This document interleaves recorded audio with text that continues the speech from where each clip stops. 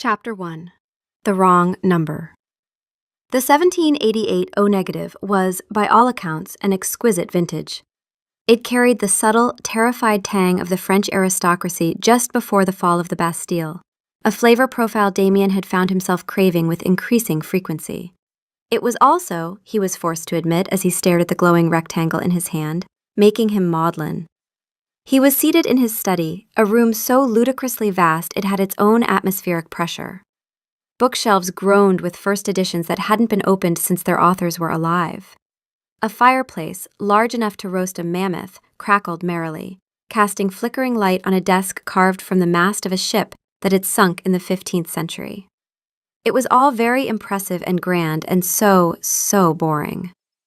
800 years. He'd been conscious for 800 uninterrupted years. He hadn't slept, hadn't blinked in the face of a sunrise, hadn't tasted a single morsel of food since the reign of King John.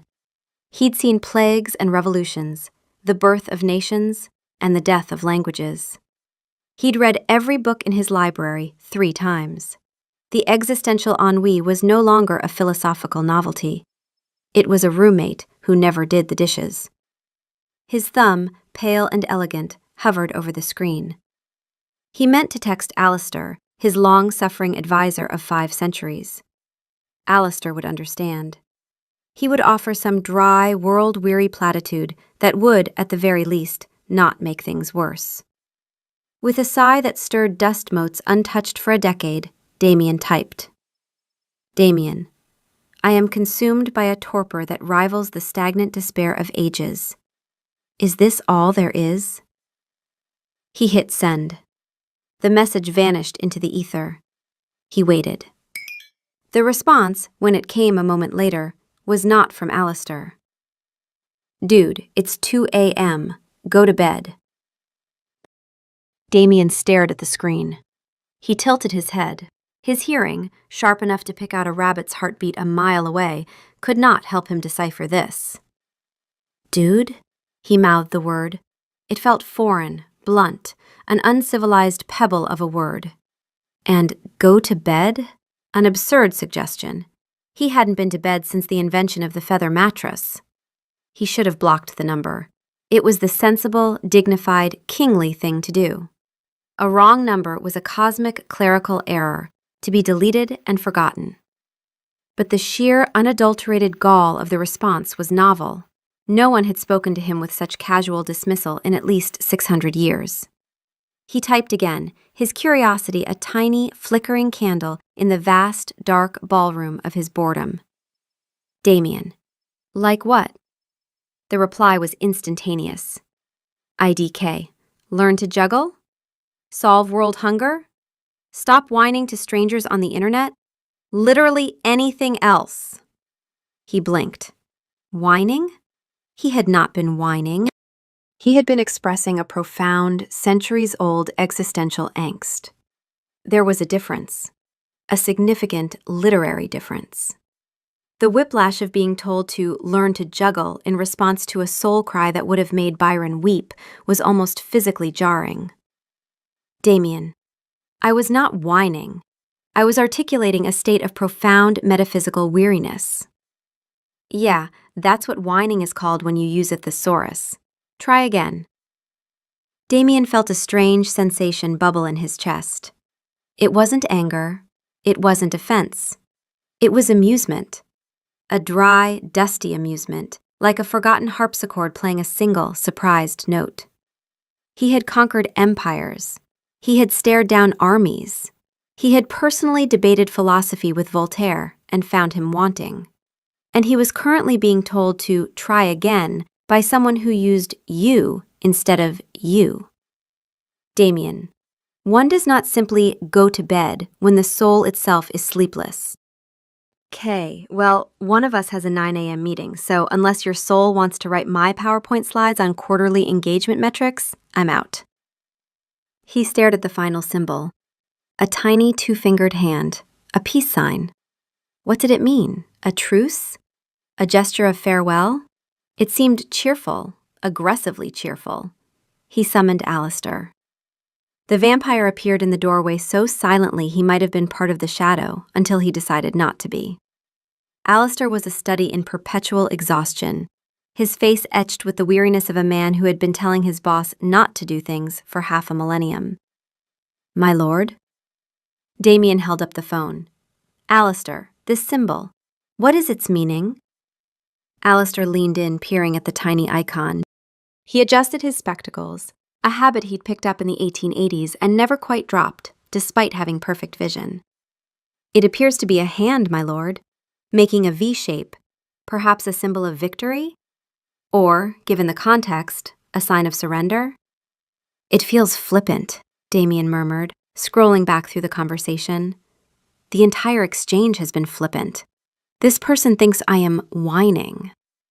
"A regrettable misunderstanding, I'm sure," Alistair said, in a tone that suggested it was precisely what he'd call it too, if decorum didn't forbid it. "She, I assume it's a she, the level of chaotic energy suggests it, recommended I learn to juggle." Alistair's eyebrow twitched. It was his version of a full-body spasm. "A novel suggestion, my lord." "I believe I shall continue this correspondence," Damien decided, a slow, dangerous smile touching his lips. "It is the first interesting thing to happen all century." Alistair's expression was one of profound resignation. "As you wish, my lord. Shall I cancel your 4 a.m. brooding session on the North Tower?" "No," Damien said, his eyes fixed on the screen. "I can multitask." 3 months later, Freya Nichols was fairly certain she was in love with a pretentious, possibly British, definitely melodramatic weirdo she'd never met. It had become the best part of her day. Every morning she'd wake up to a grammatically flawless text that read like something out of a Gothic novel. Weirdo. The dawn approaches, a relentless tyrant painting the sky in hues I am forbidden to witness. I trust your slumber was adequate. Freya. Morning. It was fine until my cat tried to sleep on my face. You good? Weirdo. The feline species possesses a charming disdain for patriarchal authority. I respect its methods. And I am not good. I am merely extant. She'd laughed so hard she'd choked on her coffee. She'd saved his contact as Mr. Darcy, but worse. He, in turn, had her saved as the emoji terrorist. Their text threads were a masterclass in cultural collision. He spoke in complete sentences, used semicolons correctly, and seemed to have a vocabulary drawn exclusively from 19th century poetry and philosophy. She communicated in a flurry of slang, abbreviations, and a veritable army of emojis that seemed to cause him genuine distress. Mr. Darcy, but worse. What, pray tell, is the intended meaning behind the cartoon skull followed by the crying laughing face? It is emotionally incoherent. Freya. It means I'm dead. Mr. Darcy, but worse. You are deceased? Freya. It's slang. It means something is so funny I have metaphorically passed away from laughter. Mr. Darcy, but worse. A disturbingly morbid manner of expressing amusement.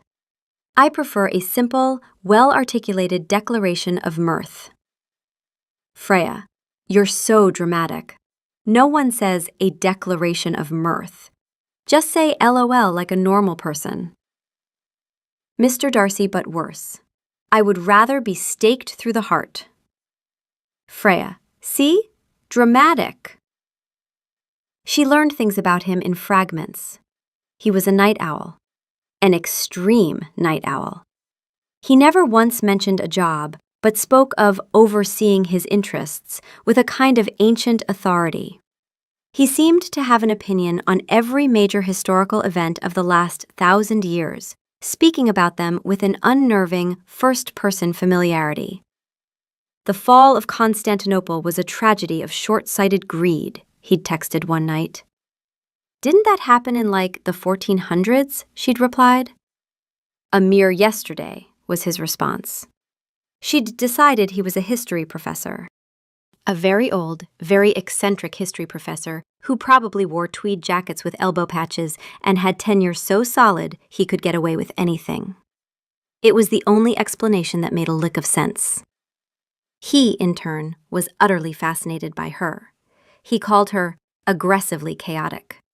He was mesmerized by the mundane details of her life, her commute, her terrible boss, her attempts to keep a succulent alive, R.I.P. Steve the Succulent, her passion for outrageously bad reality television. Mr. Darcy, but worse. You derive enjoyment from watching genetically blessed imbeciles attempt to find love on a tropical island for 6 weeks? Freya, it's called culture. Look it up. Also, Jason and Chloe are totally going to get back together. I can feel it. Mr. Darcy, but worse. I have witnessed the rise and fall of the Habsburg dynasty. I assure you, Jason and Chloe are of no consequence. Freya, that's what you think. You don't know them like I do. He never sent photos. Neither did she. It was an unspoken rule. The entire relationship was built on a foundation of pure, disembodied personality. She pictured him as some awkward, pale academic in his late 40s, drowning in books, maybe a bit of a recluse. A finance bro named Chad, as she'd initially feared, was out. This guy had never seen the inside of a gym. He probably thought cardio was a Roman senator. The idea of meeting him was both terrifying and exhilarating. They had danced around it for weeks. Finally, after a particularly epic late-night roast session where she'd mocked his use of the word henceforth, and he'd criticized her reliance on the acronym IYKYK, she'd thrown down the gauntlet. Freya, all right, that's it. We're doing this.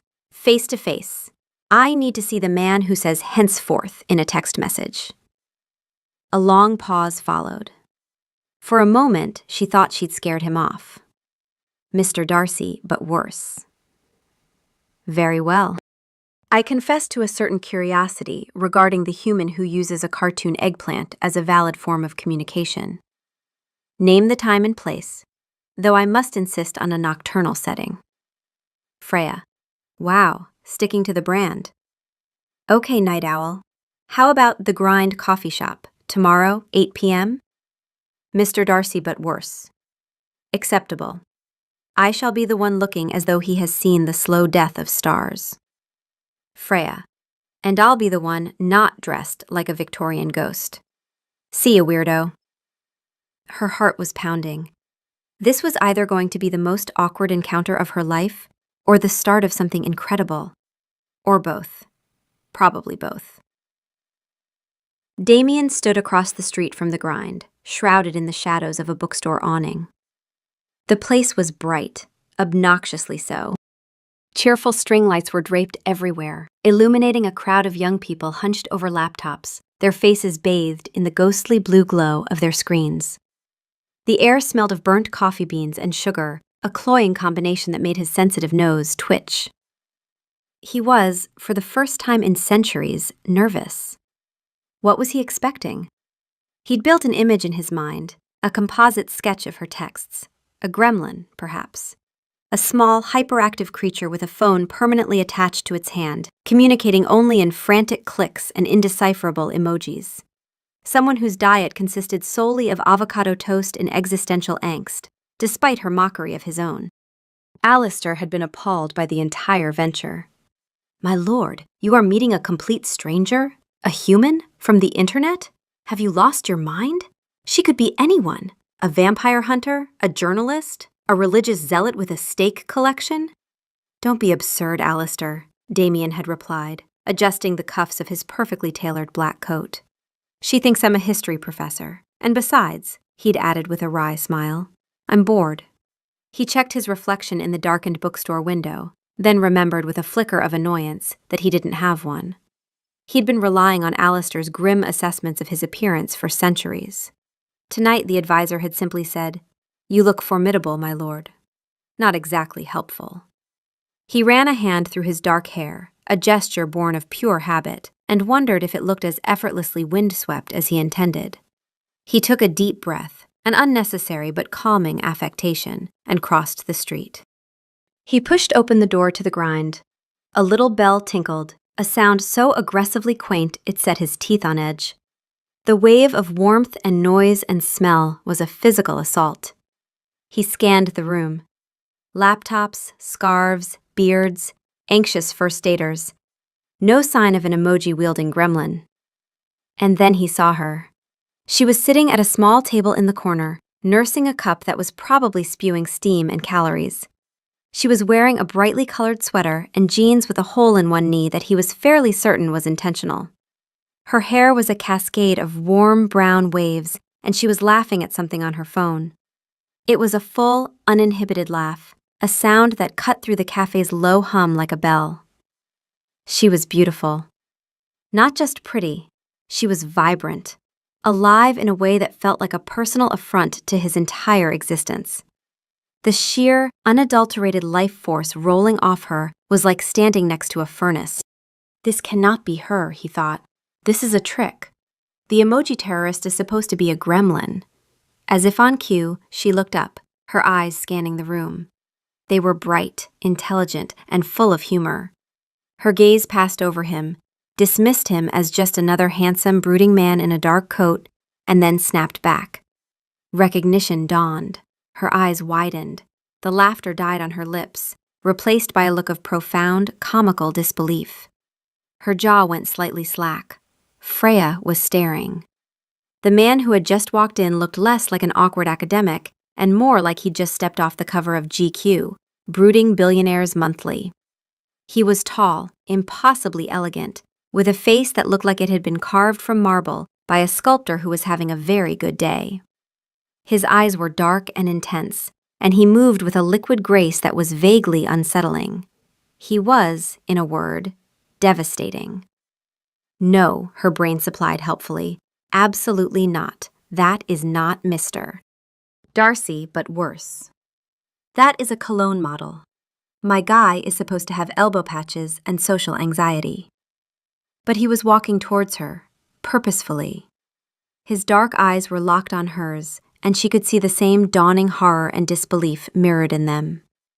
He stopped at her table, a towering shadow of impeccable tailoring. Her voice came out as a squeak. "Your torpor of ages guy?" His lips, which were frankly an unfair advantage in any context, quirked into a slow, disbelieving smile. A deep, resonant voice that she'd only ever imagined rumbled in the air between them. "You're the emoji terrorist?" Silence. She stared at him. He stared at her. The entire 3-month, text-based architecture of their relationship crumbled and reformed in the space of a single, shared, incredulous look. And then she started to laugh. It wasn't a giggle. It was a full-throated, head thrown back, tears forming in her eyes laugh of pure, unadulterated absurdity. It burst out of her, a dam of disbelief breaking. A moment later, he joined in. It wasn't the polite chuckle she would have expected. It was a genuine, deep, rumbling laugh that seemed to surprise him as much as it did her. It was the laugh of a man who hadn't properly laughed in a very, very long time. They laughed for what felt like 10 minutes straight. People were staring. Neither of them cared. The sheer, cosmic ridiculousness of the situation was too powerful. The history professor who was actually a supermodel. The phone gremlin who was actually, well, her. He finally sank into the chair opposite her, wiping an imaginary tear from the corner of his eye. "I must confess," he said, his voice still thick with amusement. "This is not what I anticipated." "You and me both," Freya gasped, trying to catch her breath. "I was picturing elbow patches, maybe a slightly musty smell. Not this." She gestured vaguely at his entire, devastating person. "And I," he countered, a playful glint in his dark eyes, "was picturing someone who lived in a basement and subsisted on instant noodles and spite. You appear to be disappointingly well-adjusted." "Give it time," she shot back, a grin spreading across her face. "The night is young." Chapter 2. The Oddities. 5 months later, Freya Nichols knew 3 things with absolute certainty. 1. She was in love with Damien, and it was the terrifying, stomach-flipping, can't-stop-smiling kind that made her want to throw her phone into the ocean, and also never stop looking at it. 2. Something about him was deeply, fundamentally off. 3. She was probably going to ignore number 2 because of number 1. And that was exactly the kind of decision-making that had also led her to adopt a cat she was allergic to. Their relationship had settled into a rhythm that was equal parts fairy tale and sitcom. He took her to restaurants where the menus had no prices, and the waiters appeared to have been briefed on his preferences before they arrived. He walked her home through parks and quiet streets, his hand cool and steady in hers, his conversation ranging from the absurdly philosophical to the unexpectedly tender. He kissed her goodnight at her door with a restraint that she found both charming and mildly infuriating. And he had never, not once, eaten a single thing in her presence. It had started as a quirk. Their first date at the grind, he'd ordered nothing, watching her with an amused intensity while she devoured a pastry. "I find the aromas sufficient," he'd said. She'd assumed he was one of those infuriating people who ate before dates to avoid looking messy. But it kept happening. Dinner reservations at exquisite restaurants where elaborate courses appeared before her, and nothing before him. Picnics where he unpacked beautiful food for her, arranged with architectural precision, while he sipped from a dark thermos he never offered to share. Brunches, lunches, late-night walks past food carts whose smells made her stomach growl, while he simply breathed in and declared the city aromatic. "You literally never eat," she'd said one night, 4 months in, watching him watch her eat pad thai. "Are you on some weird intermittent fasting thing? One of those guys who only eats during a 2-hour window at 3 a.m.? "My dietary requirements are somewhat unconventional," he'd replied, which was not an answer. Then there was the temperature. His hands were always cool. Not cold, not clammy, just cool. Like marble that had been left in a cellar. She'd noticed it the first time he'd held her hand, and she'd noticed it every time since. When she laid her head on his chest, it was the same. Cool. Perfectly, evenly cool. And still. Unnervingly still. No heartbeat thudding away beneath his impeccable shirts. She'd pressed her ear closer, once, and heard absolutely nothing. She'd told herself it was the fabric. Thick fabric. Expensive fabric. You couldn't hear through cashmere. That was basic science. Probably. He never suggested daytime anything, not once. Every plan, every outing, every moment of their relationship existed within the window between sunset and sunrise. When she'd suggested a Saturday morning farmer's market, he'd looked at her as though she'd proposed recreational surgery. "The morning is a hostile and unwelcoming time," he'd said. "I do not acknowledge its existence." She'd laughed.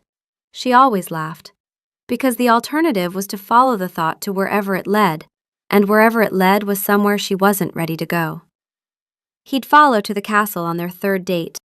She'd stopped dead on the street, stared at the wrought iron gate, the gargoyles, the towers silhouetted against the moon, and said, "You have got to be kidding me." He'd told her it had been in his family for some time, which explained nothing and everything. She'd met Alistair, who had looked at her with the expression of a man watching the last load-bearing wall of a building he loved being removed. She'd waved and said, "Hi, love what you've done with the place. Very gothic." Alistair had not recovered. She practically lived there now. She had a suite of rooms in the East Wing. She'd brought in a normal-sized sofa, a coffee maker, and a lamp that didn't look like it belonged in a cathedral. She'd used the chalice of Antioch as a wine glass, which had nearly given Alistair a brain aneurysm. She hummed sea shanties in the hallways.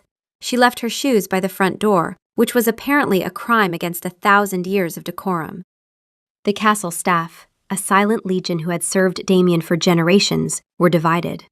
Half of them were as scandalized as Alistair. The other half had started a betting pool.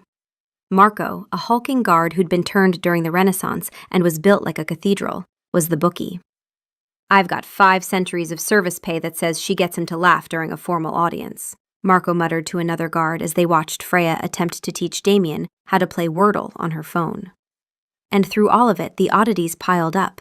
The way he moved, too fast sometimes, a blur at the edge of her vision that her brain couldn't quite track. The way he could tell her exactly what her neighbor 3 floors down was cooking for dinner. The way he flinched, barely, when she opened the curtains in her suite one morning and a sliver of dawn light caught the edge of the hallway where he'd been standing. He'd stepped back into shadow so quickly she wasn't sure she'd seen it happen. The night she'd reached across him in bed, scrolling on her phone, and accidentally elbowed him in the ribs. It was like hitting a wall. Not a soft wall. A marble wall. A wall that had been installed by someone who wanted to keep the Huns out. "What are you made of?" she'd asked, rubbing her elbow. "Granite?" "I have always been of a sturdy constitution," he'd said mildly. She'd filed it away. She filed everything away. The filing cabinet in her brain marked "Things about Damien that do not add up" had grown from a drawer to a room to an entire wing of its own. She loved him. That was the problem. She loved him with a ferocity that scared her, a bone-deep certainty that this person, this absurd, dramatic, semicolon-using, dawn-fearing person, was hers. And she was his.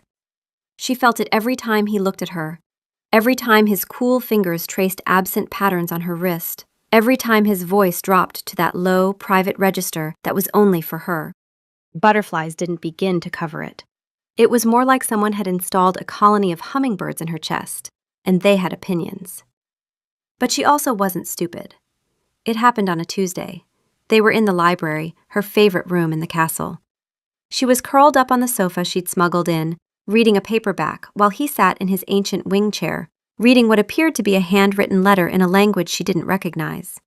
A fire crackled in the hearth. Everything was quiet and warm and perfect in the way that only their evenings together could be. "Okay," she said, closing her book. "I need to ask you something." He looked up, his expression mild, his posture suggesting a man prepared to discuss restaurant reservations, or possibly her opinion on a new series. "You never eat," she began, counting on her fingers. "You're freezing cold all the time. You have no heartbeat that I can find, and yes, I have checked. Multiple times, while you thought I was cuddling.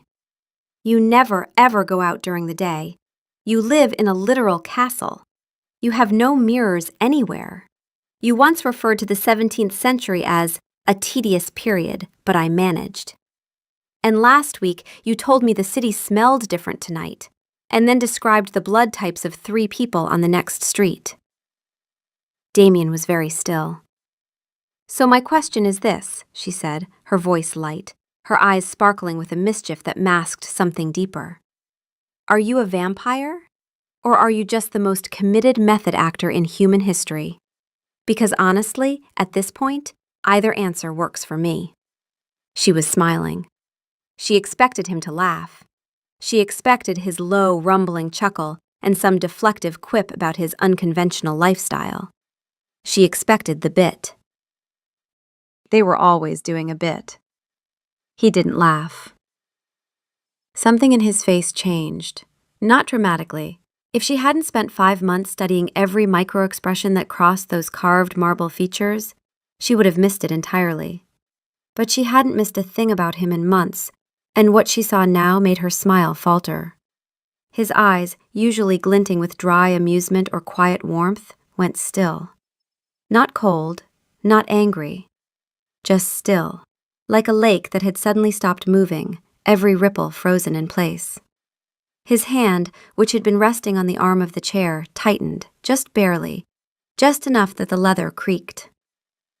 "Damien," she said, her voice smaller now. He set down the letter he'd been reading. He folded his hands. He looked at her with an expression she had never seen before. It was the face of a man standing at the edge of something he could not take back. "Yes," he said. "One word. Quiet. Absolute." The fire crackled. "Yes, what?" she asked, because her brain, loyal and practical, was already building exits, already filing this under, "He's playing along with the joke." "Yes," he repeated. "I am." She stared at him. He stared back. The silence stretched between them like a wire pulled taut. And then she laughed. Not her big, head thrown back, tears in her eyes laugh. A shorter, sharper thing. The laugh of a woman who has just heard the punchline and is waiting for the real one. Okay, you're really committing to the bit. Very funny. 10 out of 10 for delivery. It is not a bit, Freya. Sure it's not. You're an actual vampire. Absolutely. And I'm the Queen of England. The Queen of England is dead, he said quietly. That's my point. Both things are equally— You're doing the face again. He was. The face. The one she'd never seen before tonight. It was the face of a person who was not joking, who had never been less amused in his life, and who was watching her very carefully to see what she would do next. Stop it, she said, a nervous edge creeping into her voice. Stop looking at me like that. This is— You're— Damien, come on. Vampires aren't real. No, he agreed gently. They certainly shouldn't be. She threw a cushion at him. He caught it. Too fast. His hand was a blur, there and then holding the cushion in one smooth motion, before her brain had finished registering that she'd thrown it. She stared at the cushion. She stared at his hand. Weird reflexes, she said.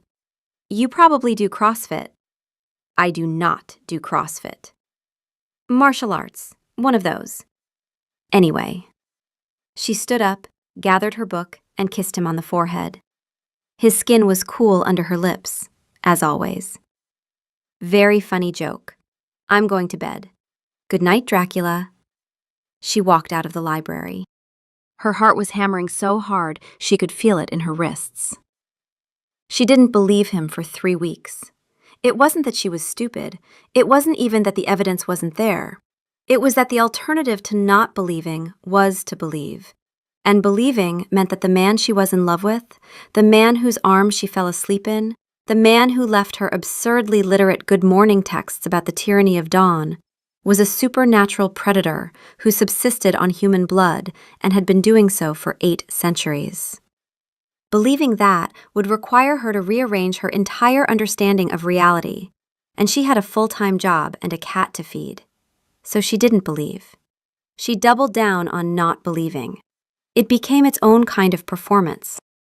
When he mentioned, casually, that he'd once attended the premiere of a Beethoven symphony, she said, "Cool, my grandpa saw the Beatles live. We all have stories." When he demonstrated, in an unguarded moment, the ability to hear her phone vibrating in her bag from 3 rooms away through stone walls, she said, "Good ears. You should audition for one of those talent shows." When she walked into the kitchen at 2 a.m. for water and found him standing in perfect stillness by the window, staring at the moon, not breathing, she said, "Meditating? Love that for you," and went back to bed. He didn't push. That was the thing that almost broke her resolve. He didn't perform tricks or issue dramatic declarations or try to convince her. He just let the truth sit in the room between them, quiet and patient, while she tap-danced around it. Sometimes she'd catch him watching her with an expression that was equal parts tenderness and exasperation, the look of someone who has told the truth and is simply waiting for it to be heard. It was Alistair who cracked the case open, not deliberately. Alistair would sooner have sawn off his own hand than deliberately reveal anything to a human. But Freya was in the hallway outside the study, heading to the kitchen, when she heard his voice through the heavy oak door. "My lord, the Prague situation is escalating. The Valdris clan has violated the Eastern territorial boundary twice this month. They know the blood tax is due, and they are testing you. We need to respond, or every minor house from here to Budapest will take it as an invitation." She froze. Blood tax? Valdris clan? Territorial boundary? Damien's reply was low and measured. "Assemble the council for Thursday night. Full attendance. I want Marcus to present the surveillance from the Eastern Corridor, and I want the financial reports on the tribute shortfalls. If Valdris wants a conversation, we'll give him one he'll remember for the next century." "And the human?" Alistair asked. A pause. "What about her?" "She's still here, my lord. She's always here. And she still thinks this is what is the phrase she used? A really committed bit? How long do you intend to let this continue?" Another pause, longer this time. When Damien spoke, his voice was different, quieter, stripped of the authority, the command. It was just him. She will believe when she is ready. I will not force it. The truth is hers to accept in her own time. And if she never accepts it, the longest pause of all, then I will have loved her honestly, and she will have loved what she was willing to see.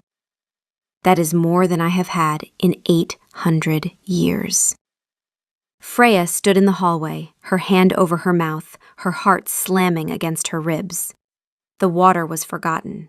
The casual deflections, the jokes, the committed bit shield she'd been carrying for 3 weeks.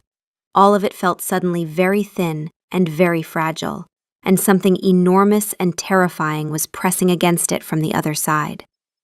She went back to her room. She did not sleep. Chapter 3.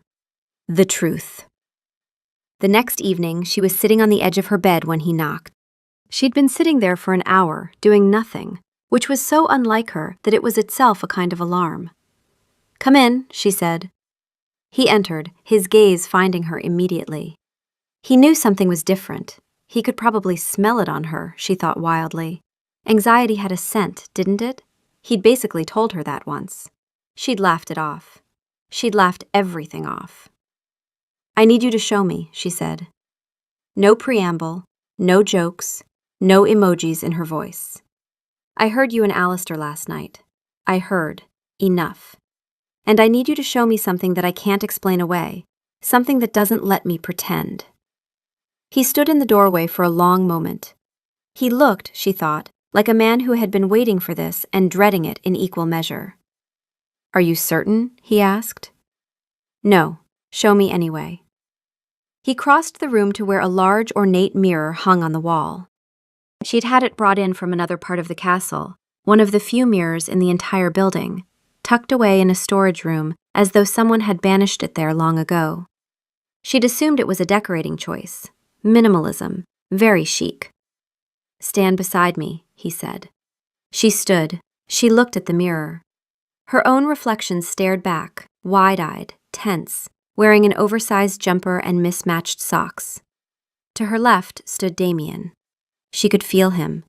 She could feel the cool solidity of his arm next to hers, could smell the faint, clean scent of him, like cold stone and something ancient and sweet. In the mirror, she stood alone. There was nothing beside her, no shadow, no blur, no distortion. Just empty space where a man should have been. The wallpaper behind them was visible through the gap, where 6 feet of impeccably dressed Vampire King was standing in reality and simply did not exist in reflection. She reached out, slowly, and touched his arm. In the mirror, her hand closed around nothing. Her fingers rested on the sleeve of a coat she could feel but could not see. The room was very quiet. "How long?" she whispered. "Since the year 1214, he said. She did the math. 812 years. The number was so large it didn't feel like a number. It felt like a landscape, a distance so vast she couldn't see the other side. She pulled her hand back from his arm. She took a step away from the mirror. She took another step. She started, stopped. "I need to go home." Something moved in his expression, a fracture, hairline thin, in the composure he'd held for the better part of a millennium. "Of course," he said. "Not forever," she said quickly, and then wished she hadn't, because she didn't know if that was true. I need to think. I need to be in my own apartment, with my own things and my cat, and I need to think." "I understand." "Do you?" "No," he admitted.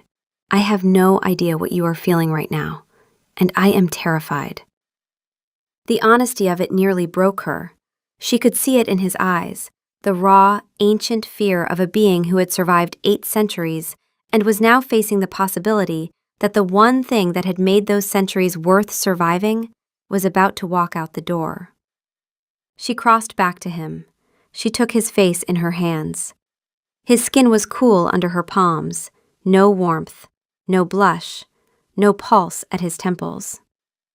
She looked at him, at the dark eyes and the carved jaw, and the expression of devastating vulnerability, and she felt her heart break, and mend, and break again in the space of a single breath. "I love you," she said. "I love you, and you're a vampire, and I need 3 days, okay? 3 days, and then I'm coming back, and we're going to talk about this like adults. Or like one adult and one 800-year-old creature of the night. Whatever." A ghost of his usual smile. 3 days. 3 days. Don't text me. Don't send Alistair to lurk outside my building. Don't do anything dramatic. "I am incapable of not being dramatic," he said. "It is constitutional." "Try," she said. She kissed him quick and firm on the mouth. Then she grabbed her coat and her bag, and she left. The 3 days were the longest of Damien's existence, and he had once sat through the entirety of the 100 Years' War. He paced, he read, he paced again. He stood on the North Tower and stared at the city and thought about every moment of the last 5 months and wondered which of them had been a last. Alistair, for once, said nothing.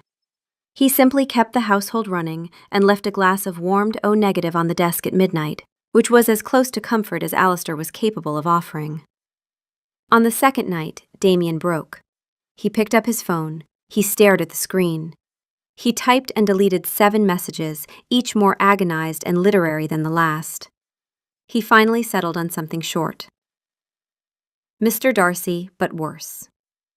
I am aware that I was instructed not to text. I am choosing to interpret 'don't text me' as a suggestion rather than a decree. You should know that the castle is very quiet without your humming, and Alistair has cleaned the chalice of Antioch 4 times since you left, which I believe is his version of missing you." He put the phone down. He stared at the ceiling. His phone buzzed 40 minutes later. "Freya, tell Alistair the chalice is fine. It survived 2,000 years. It can survive me drinking Pinot out of it."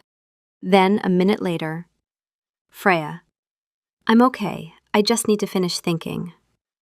Then, "Freya, also, your timing was perfect because my cat just knocked my water glass off the nightstand and I needed someone to complain to." He smiled. It was a small, private, desperately hopeful smile, and he held onto it like a man holding a candle in a vast and endless dark. She came back on day 4, 1 day late, which she would later insist was a power move, and which they both knew was because she'd spent day 3 crying and eating ice cream and watching a documentary about bats, which hadn't helped at all. She walked into the castle at sunset, let herself in through the front gate, which she knew the code to, crossed the great hall, and found him in the library. He was sitting in his chair. He looked like he hadn't moved in 4 days, which, given the circumstances, was entirely possible. "Okay," she said, standing in the doorway. He looked up. She could see the tension in every line of him, the coiled stillness of a predator who was afraid to move in case the thing he wanted most spooked and ran. "Okay," she repeated. "Here's where I've landed." She walked in and sat on the arm of his chair, not across from him, not at a safe distance, right there, hip to hip, close enough to touch. It was deliberate. It said, "I'm here, and I'm not running." "You're a vampire," she said. "You've been alive for over 800 years. You drink blood to survive. You can't go in sunlight, you don't have a reflection, and you have the dietary habits of a very exclusive mosquito. You also overuse semicolons, you think the shrug emoji is rude, and you are, without question, the most dramatic person I have ever met, which is saying something because I went to art school." She took a breath. "I love you. I love you, and it's terrifying, and I don't understand how it works, and I don't care. I spent 3 days, fine, 4 days, trying to talk myself out of it, and I couldn't. I physically could not. My brain tried, and my heart overruled it. Unanimously. No dissenting opinions. So here I am." He was looking at her as though she had just handed him something impossibly fragile and impossibly precious, and he was not sure his hands were steady enough to hold it. "Freya," he said, and his voice cracked on her name. It was the first time she'd ever heard his voice crack. 800 years of composure, and her name was the thing that broke it. "Don't," she said, putting a finger to his lips. "If you say something beautiful right now, I'm going to cry, and I've already cried enough this week to fill your stupid chalice. Just tell me the rules. What do I need to know? What's real and what's movie nonsense?" He laughed. It was a wet, shaky, incredulous laugh. The laugh of a man who had been bracing for the worst and had instead been given the last thing he expected. He took her hand from his lips and pressed a kiss to her palm, his eyes closing briefly. "The sunlight is real," he said. "It is fatal, not metaphorically. Noted, no beach holidays. The invitation rule: I cannot enter a dwelling claimed by another unless invited. You have already used this against me in a parking dispute, so you are familiar." "Ha! I knew it! What else?" "I do not age. I do not eat. I do not sleep. I am considerably stronger and faster than anything you have encountered, though I have been doing my best not to demonstrate this, with mixed results." "The cushion catch." "The cushion catch," he confirmed, with the dignity of a man who wished that particular moment could be erased from history. "Blood? A requirement, not a choice. I have not, for what it is worth, fed from a living human in over 2 centuries. There are, shall we say, more civilized arrangements now. Medical supply networks, willing donors, vintage cellars."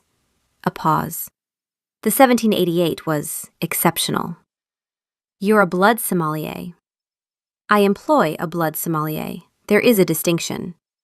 "There really isn't." She was quiet for a moment. "Can you turn someone?" The question landed in the room like a stone in still water. The ripples spread outward in silence. "Yes," he said carefully. "Okay," she said. "Not now. Not for a long time. But okay." She leaned her head against his shoulder. "We'll figure it out." He wrapped his arm around her, pulling her close, and pressed his face into her hair. He inhaled. She smelled like coffee and clean laundry, and that particular sharp, sweet scent that was just her, just Freya, just the specific combination of molecules that made up the person who had, against all reason and probability, decided to love him. "We'll figure it out," he repeated, and for the first time in 800 years, the words sounded like they might actually be true. Chapter 4. The Castle. Life with a vampire king, Freya discovered, was 90% absurdity and 10% moments of heart-stopping sincerity that left her reeling. Her presence in the castle was now permanent, much to Alistair's visible dismay. The ancient advisor looked at her with the pained expression of someone who has swallowed a wasp and is trying to maintain professional composure. "My lord," he'd said to Damien one evening, catching him in the library. Alistair's voice was a low, conspiratorial hiss. "The human used the chalice of Antioch as a wineglass. Again." Damien, who was engrossed in a text from Freya debating the merits of pineapple on pizza from the next room, looked up absently. "Did she?" "Yes, and when I informed her, again, of its historical and religious significance, she patted it and called it a funky goblet." Alistair looked like he needed to lie down for a century. "Furthermore, she has been humming, constantly, a rather vulgar sea shanty, I believe." "She finds it catchy," Damien said with a shrug. "This is not a fraternity house, my lord. It is the seat of the unseen empire. We have decorum. We have standards." "Alistair," Damien said, his voice dangerously soft. "The standards have been amended." Alistair deflated, the centuries of protocol and tradition inside him weeping silently. "As you wish, my lord." One evening, she'd been annoyed at Damien for critiquing her parking. She'd left her small, unassuming sedan at a jaunty angle that blocked 3 of his priceless, black, identical sports cars. He had called it an affront to spatial reasoning. She had called him a pompous Batman. The argument had ended with her storming off to her suite and slamming the door. An hour later, he'd appeared at her door. He knocked. "Go away!" she yelled from inside. He reached for the handle, fully intending to stride in and continue the lecture. His fingers closed around the cool brass. He turned it, and nothing. The door wouldn't budge. It wasn't locked. It was impassable. An invisible, inviolable barrier stood in his way. He stared at the door. He was the king. This was his castle. Every stone, every plank of wood, every nail and hinge owed its allegiance to him. And then he remembered. The invitation rule. She had claimed this room. It was her dwelling now, and he had not been invited in. "Freya," he said through the door, his voice tight with disbelief. "Open this door." "No, I'm mad at you." "This is my castle." "And this is my room. You said so yourself." "You need an invitation," she yelled back, a triumphant note in her voice. "Sucks to be you, Dracula." He stood there, flummoxed. The king of the vampires, master of the night, a being of immense power and influence, was being thwarted by a wooden door and a stubborn human. He could hear Marco, stationed at the end of the hall, trying and failing to stifle a snort of laughter. Damien shot him a look that could freeze magma. Marco immediately adopted an expression of intense, professional boredom. Damien leaned his forehead against the door. "Freya," he said, his voice dangerously calm. "You are testing the limits of my patience. A patience, I might add, that has been cultivated over 8 centuries. And you're testing mine. Apologize for being a parking snob." He was going to strangle something. But then he pictured her face, smug and victorious on the other side of the door, and the anger just evaporated, replaced by a wave of reluctant amusement. This was ridiculous. He was being ridiculous. "Very well," he sighed, the words tasting like ash and surrender. "I apologize. Your placement of your vehicle was perhaps creatively unorthodox, but not an affront. And," he grit his teeth, "and I was a pompous Batman." The door swung open fully. She stood there, arms crossed, a triumphant grin on her face. "See? Was that so hard?" "Excruciating," he deadpanned, stepping over the threshold. The invisible barrier vanished the moment he was welcome. "Do not ever do that again." "No promises," she chirped, pecking him on the cheek. "Now, I was in the middle of a very important reality show. Are you going to stand there looking regal, or are you going to come watch Jason dump Chloe for the new girl, Brandy?" He followed her into the room, shaking his head in defeat. Marco down the hall discreetly collected his winnings. Their evenings together were the kind of thing that would have made a romantic novelist weep, and a vampire purist have a breakdown. She'd curl up on the sofa she'd smuggled into the library, her legs thrown over his, reading paperbacks with cracked spines, while he worked through centuries-old correspondence. Sometimes she'd read passages aloud to him, romance novels mostly, and he'd offer increasingly appalled commentary. "The hero has just removed her corset with one hand," she reported, while maintaining eye contact. "Physically impossible," Damien said without looking up. "Corsets have between 15 and 25 hooks.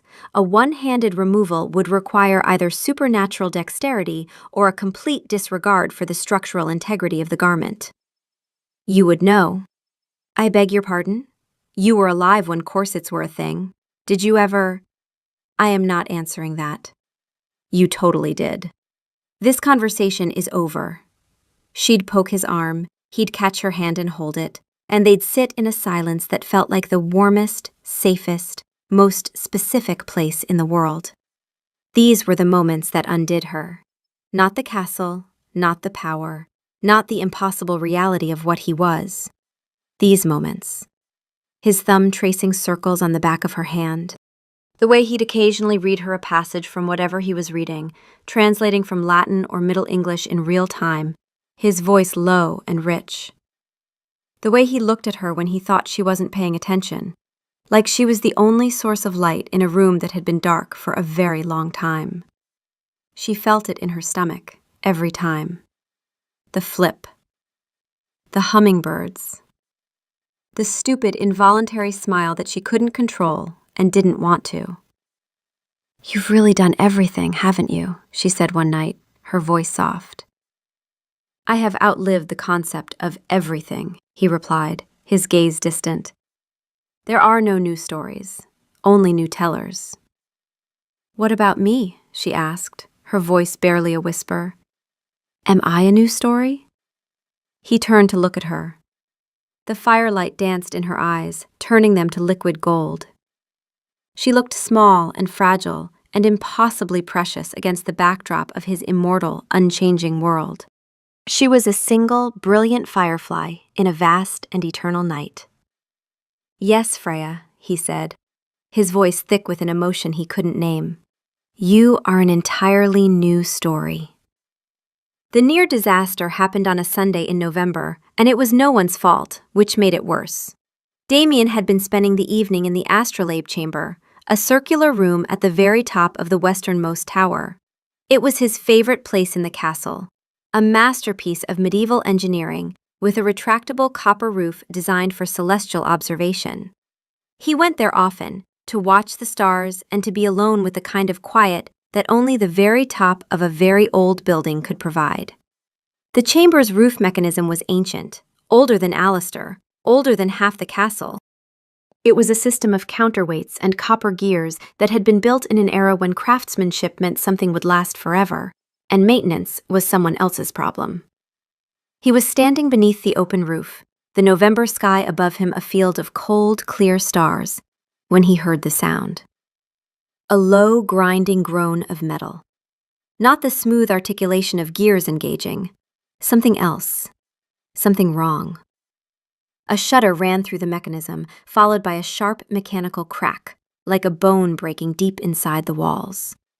The roof panels lurched. Not closing. Not opening. Jamming. The ancient counterweight system, weakened by centuries of thermal expansion and contraction, had finally failed. 3 of the 8 copper panels seized in place, half open, their gears locked and grinding. The remaining 5 shuddered and began to drift, slowly, unpredictably, their movement no longer controlled by the mechanism, but by gravity and inertia. Damien assessed the situation instantly. The panels were stuck. The manual override, a lever on the chamber wall, was rusted in place. He could force it, but the torque required would likely shatter the remaining gears, leaving the roof permanently open. An open roof meant sunlight. Sunlight in this chamber, at dawn, would be total and inescapable. It was currently 11 p.m. He had approximately 7 hours, more than enough time to solve this. He was not concerned. He pulled out his phone. "Mr. Darcy, but worse, a minor architectural inconvenience in the West Tower. The roof mechanism has failed. I may be engaged in repairs for the remainder of the evening." Freya. "Oh no, the star room? Do you need help?" "Mr. Darcy, but worse. Your offer is appreciated but unnecessary. This is a mechanical problem requiring strength and patience, both of which I possess in abundance." Freya. "And modesty too, apparently. Okay, just be careful." He worked for 3 hours. He tried to unjam the gears manually, applying force with surgical precision. 2 panels freed. 1 immediately jammed again in a different position. The counterweight chain, weakened beyond repair, snapped entirely. Without the counterweight, the panels were dead weight, each one over 1,000 pounds of riveted copper. He could move them individually, but the moment he released one to address another, it drifted back. At 2 a.m., he reassessed. 3 panels were now open and immovable. The sky above was clear. In approximately 5 hours, the sun would rise, and this room would become a death trap. He tried the lever again. It snapped off in his hand. He texted Alistair. The advisor arrived 17 minutes later, having roused Marco and 2 other guards. They worked together, 4 vampires of considerable strength, and managed to close 1 additional panel. But the remaining 2 were fused, their tracks corroded into immobility. No amount of force, short of tearing the entire roof structure apart, would move them. and tearing the roof apart would take longer than they had. "We need to leave, my lord," Alistair said, his voice tight. "Now. The eastern sky is already changing." Damien looked up through the open panels. Alistair was right. The deep black of the November sky was softening, just barely, at its eastern edge. A faint, almost imperceptible gray was creeping in. "Go," Damien told the others. "I'll be right behind you." He wasn't. He'd noticed something the others hadn't. The door. The heavy stone door to the chamber had shifted on its hinges during their efforts, the frame slightly warped by the force they'd applied to the walls. It was still open, but the gap was narrower. Stone dust drifted from the lintel. He reached the door. He pulled. The ancient iron hinges, stressed beyond their tolerance, groaned. The door moved 3 inches and stopped. The frame had compressed, the stone settling into a new, tighter configuration. The gap was not wide enough for a person. He could hear Alistair calling from below, his voice echoing up the spiral staircase. "My lord?" Damien applied his full strength. The hinges screamed, the stone cracked. The door moved another inch, and the top hinge sheared off entirely. The door now canted at an angle, wedged more firmly than before. He was trapped. The realization settled over him with a coldness that had nothing to do with his body temperature. He was in a room with an open roof and a jammed door, and the sun was coming. "Alistair," he called, his voice controlled. "The door is compromised. I need tools, something to cut through the hinges." He heard Alistair's sharp intake of breath, then footsteps, fast, retreating down the stairs. He pulled out his phone. "Mr. Darcy, but worse. There has been a complication." Freya, who was in bed 3 miles away in her own apartment because she'd had an early meeting the next day, saw the text and felt a cold finger trace down her spine. "Freya, what kind of complication?" "Mr. Darcy, but worse. The door to the chamber is jammed. The roof panels cannot be closed. Alistair is retrieving tools."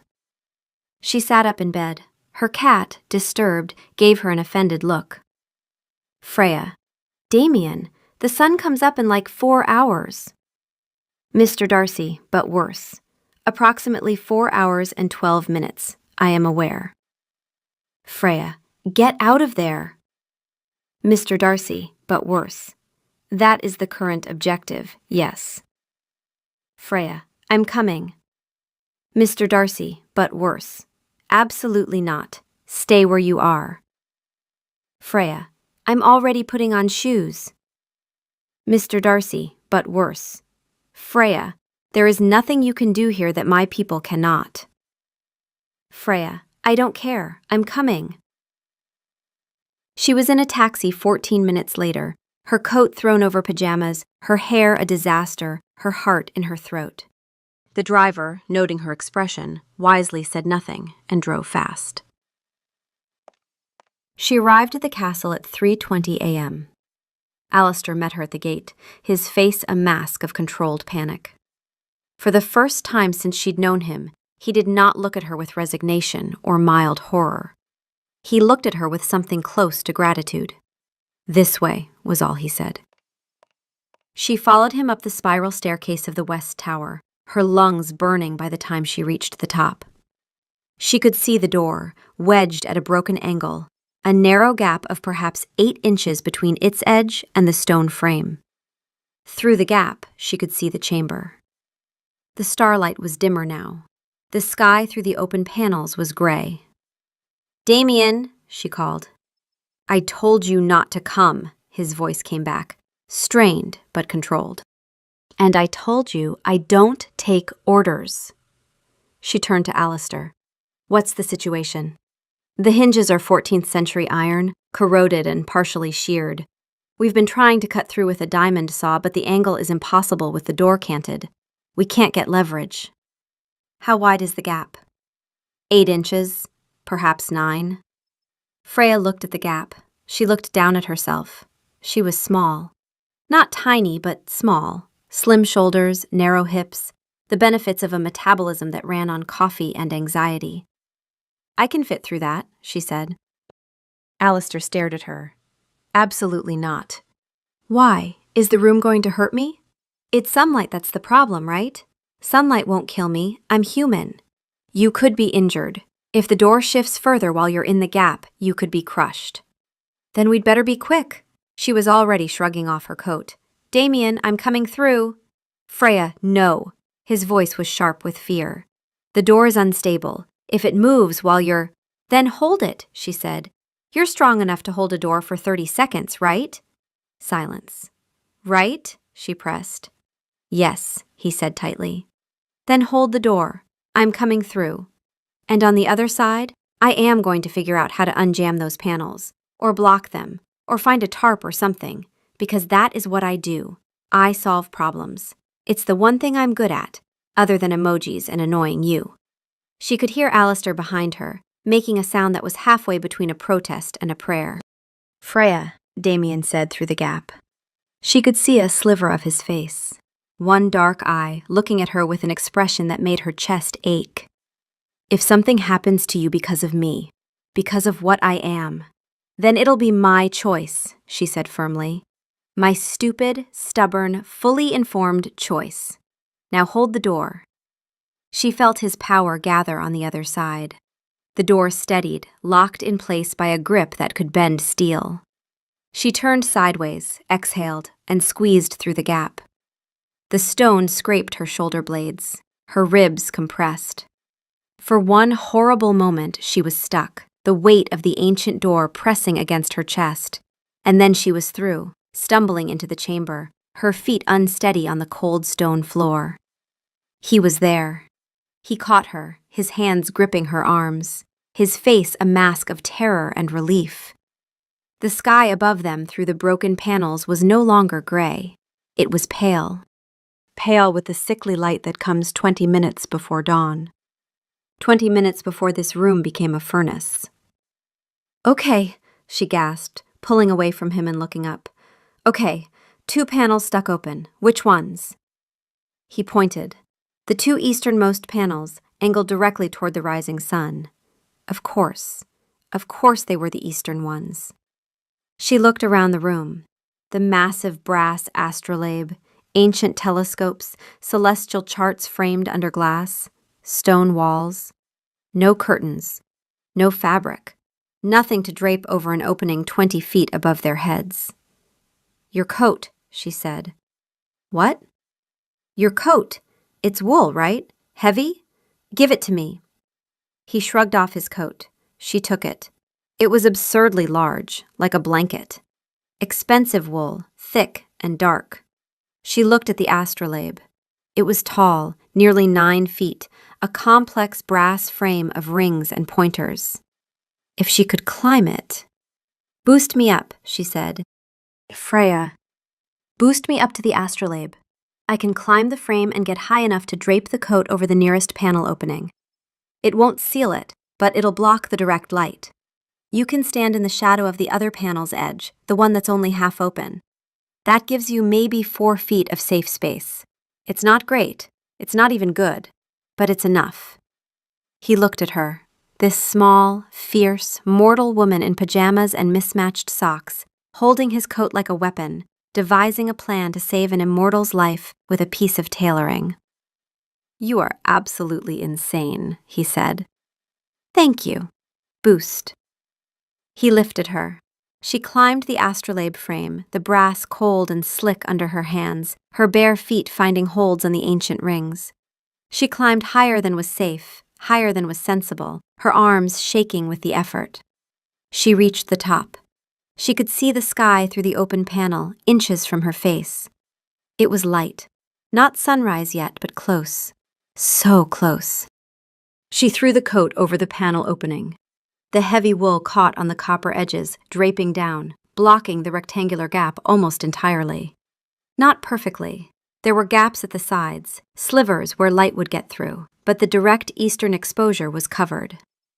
Get against the west wall, she called down, under the closed panels. I'm coming down. She climbed down too fast, her foot slipping on the last ring. She fell. He caught her, his arms wrapping around her instantly, cradling her against his chest. "Hi," she said breathlessly, looking up at him. "Hi," he said, his voice wrecked. The first ray of the rising sun struck the coat. The wool darkened, then began to smolder at the edges where the light found gaps. A thin finger of golden light crept across the chamber floor, stopping 3 feet from where they stood pressed against the western wall. They watched it. The line of light, beautiful and lethal, inching across the stone as the sun rose. "Is that close enough to hurt you?" she whispered. "No," he said. "We're safe. The shadow holds." They stood there, wrapped together, his arms around her and her face pressed against his chest, and watched the dawn fill the room around them, while the shadow they stood in kept its ground. Alistair and Marco cut through the remaining hinge 17 minutes later. The door was hauled away. The shadow had held. Chapter 5. Eternity. Afterward, in the deep, windowless keep of the castle, with the morning sun locked safely outside, and every curtain drawn and every shutter closed, they sat on the floor of his study. Not the sofa, not the chairs. The floor. Because Freya's legs had given out the moment the adrenaline left her system, and Damien had simply sat down next to her, because wherever she was, that was where he wanted to be. "I thought I was going to lose you," she said, her voice small. She was leaning against his side, her head on his shoulder. Not in the abstract, not in the "you're immortal and I'm not" way, in the real way, the today way, the "you might not exist tomorrow" way. "I know," he said. "It was the worst feeling I've ever had in my life, and I've sat through a 3-hour meeting about synergy." He almost laughed. Almost. "I'm not done," she said. "I need to say this." She sat up and turned to face him. Her eyes were red. Her hair was a catastrophe. She was still in pajamas. She had never been more beautiful. "I've been thinking about the time thing. The you live forever and I don't thing. I've been thinking about it since the day you told me, and I've been pretending I haven't because it's terrifying. But tonight it stopped being theoretical. Tonight it was real, and I realized something." She took a breath. "I don't want to lose you. Not to the sun, not to time, not to anything. And I know that means eventually I'd have to become what you are, and I'm not going to pretend that doesn't scare me. It terrifies me." He was very still. "But here's the thing," she continued, her voice steady despite the tears tracking down her cheeks. "I'm not ready. Not yet. Not for a long time. I want to grow up, properly. I want to see my parents get old. I want to be there for my mom when she needs me. I want to see my niece graduate. I want to sit with my best friend on her porch when we're both 40 and drink wine and complain about our knees. I want to live my human life, Damien. All of it. The messy, short, mortal version. I want to earn every year of it." He couldn't speak. Something vast and ancient was moving in his chest, something that had been still for so long he'd forgotten it was there. "And then," she said, reaching for his hand, "when I've had enough of it, when I've loved everyone I need to love and done everything I need to do, when I'm ready, I'll come to you, and you can make me yours, forever." He looked down at her hand in his, small, warm, mortal, trembling slightly. "You are asking me to watch you age," he said, his voice rough. "To watch years take from you what they cannot take from me. To stand beside you and see the evidence of time on your face while mine remains unchanged." "Yes," she said simply. "Do you know what you're asking of me? I'm asking you to love me enough to let me be human first." The silence that followed was the kind of silence that holds an entire world in it. "I have waited 800 years, he said slowly, "for something to make the waiting mean something." He brought her hand to his lips. "I can wait a few more." She let out a breath she didn't know she'd been holding. The tears fell freely now, but she was smiling. "A few more. And then eternity. And then eternity, he agreed. She threw her arms around him. He held her so tightly that a human man would have worried about hurting her, but he knew his strength to the fraction, and he held her exactly as hard as she needed to be held, which was very. I love you, she whispered into his neck. I love you, and you're ridiculous, and I am going to spend the next however many decades annoying you with emojis until the heat death of the universe. I would expect nothing less, he murmured into her hair, though I maintain that the shrug emoji is an abomination. She laughed. It was a watery, exhausted, completely perfect laugh. Soulmates, she said. He smiled against her hair, the kind of smile that takes 800 years of not smiling to build. Soulmates, he agreed. That evening, after she'd slept for 6 hours in his bed while he sat beside her and read, and did not sleep because he never slept but was content, for the first time in his existence, to simply be in a room with someone who was, they were on the sofa in the library. The fire crackled, the castle was quiet. Everything was safe. Her phone, lying on the cushion between them, buzzed. He glanced at it. A message from her, sent from 2 feet away. A single, perfect, red heart. He looked at the tiny cartoon heart on the screen, then back at her mischievous, smiling face. He chuckled, a warm, easy sound. An acceptable use of the medium, he conceded. I can't believe I fell for a guy who says medium, she teased, snuggling closer. He tightened his arm around her, pulling her impossibly close. And I, he murmured into her hair, can't believe I fell for a woman who communicates in pictograms. Soulmates, she sighed happily. And for the first time, in a very, very long time, Damien thought that maybe, just maybe, eternity wouldn't be so bad after all.